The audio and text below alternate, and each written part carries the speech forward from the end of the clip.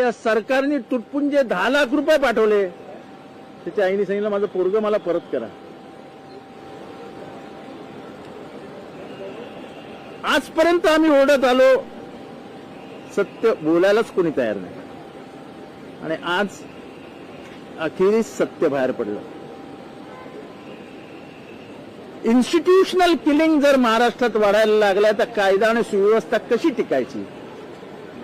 कुठल्याही राज्याच्या प्रगतीसाठी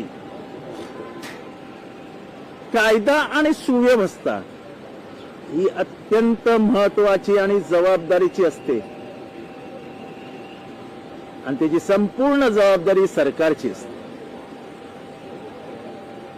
आज सभागृहात चर्चा होईलच, पण मला महाराष्ट्राला हा प्रश्न विचारायचा आहे की गरिबांच्या जीवाची किंमत आहे की नाही?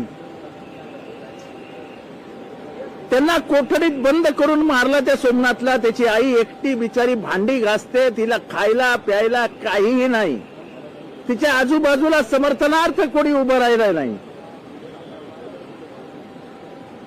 समाजानेही फार काही लढाया लढल्या नाहीत.